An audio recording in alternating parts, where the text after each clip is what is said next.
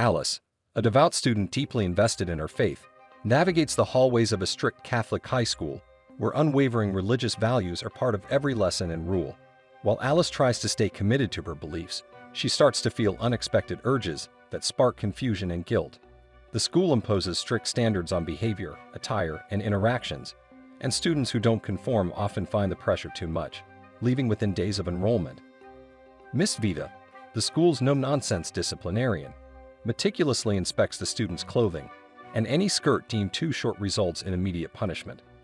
The administration holds to a conservative and unyielding stance, where even white lies are considered moral failings, and indulging in romantic films, especially those featuring a well-known young actor, leads to strict but quiet reprimands. Alice initially tries to uphold the school's values, but as she enters a complex phase of adolescence, curiosity and new emotions challenge her adherence to the school's strict guidelines. Her questions only grow during sessions led by Father Murphy, the school's head, who doubles as a stern yet somewhat awkward sex education teacher.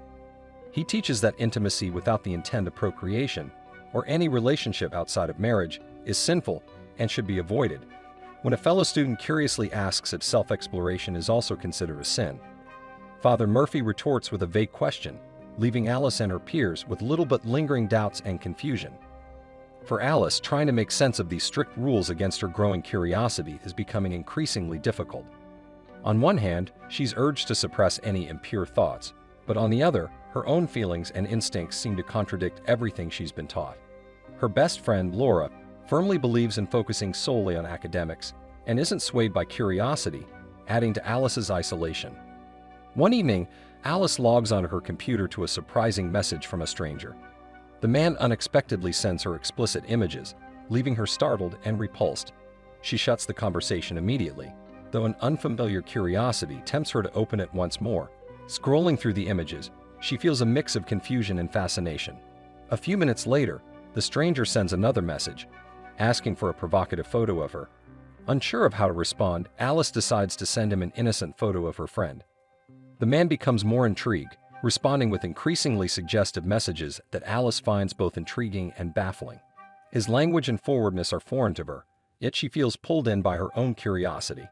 Following his encouragement, she begins exploring her feelings, though she stops abruptly when her mother arrives. The next day, Alice and Laura go on a school-sponsored field trip designed to help students deepen their faith.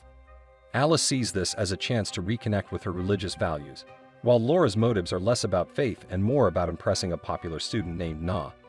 As they arrive at the campsite, Alice's attention drifts to Chris, an older student and captain of the football team, who exudes a calm confidence. Unfortunately, Alice and Laura are assigned to different groups, frustrating their plans to stay together. Later that evening, Na calls all students together to collect their electronic devices, as part of the school's effort to limit distractions. While Alice hands over her watch, she slyly keeps her cell phone, tucking it away, even though she knows this breaks the rules. The following morning, Father Murphy addresses the students in a gathering, giving one of his typical lectures on humility, obedience, and the purpose of the trip. Afterward, he distributes a survey asking students to circle emotions they'd experienced recently. Alice circles excitement, a decision she quickly regrets but is unable to erase. For the next activity, students are invited to share personal stories on stage.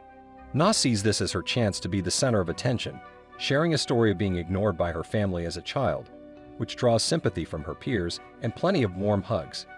Observing the attention Na receives, Alice is left wondering if there's room for honesty in such a strict environment, but she keeps her thoughts to herself.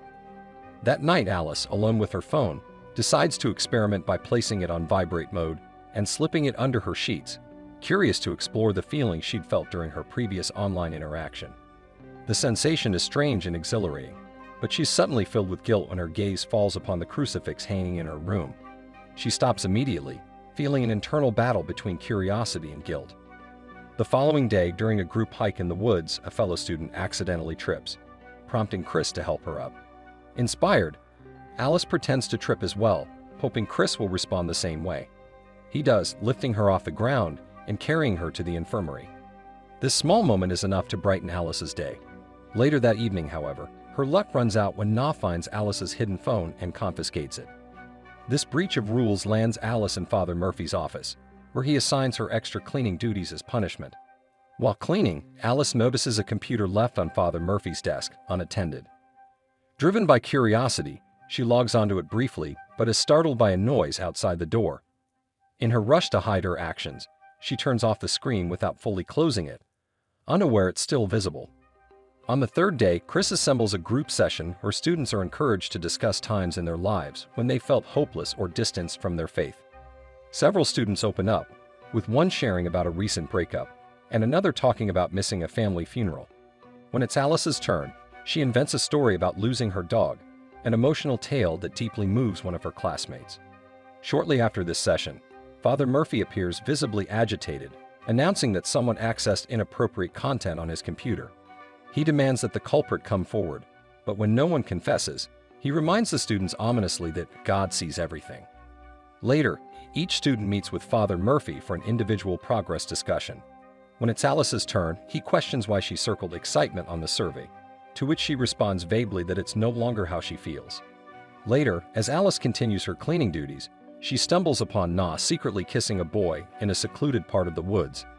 This sight reignites Alice's curiosity, and she impulsively presses the broom handle between her legs, seeking to quell the unfamiliar sensation building within her, only to be interrupted by a sister, jolting her back to reality.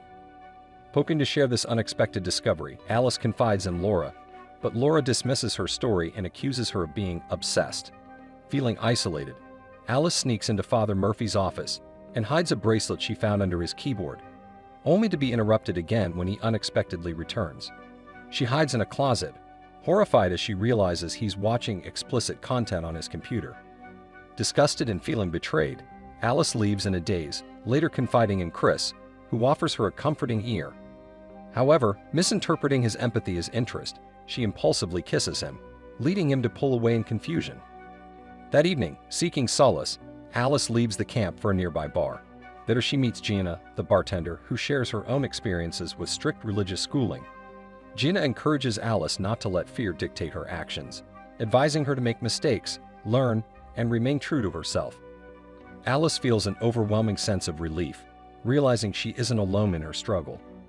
On the final day, Father Murphy singles out Wade, accusing him of using the office computer after finding his bracelet there.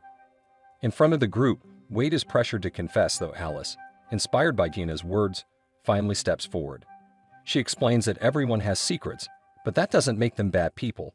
She urges her classmates to live honestly and without fear, reminding them of the compassion Jesus taught. Subscribe for more The Clappist content. I'm just joking, but still, subscribe.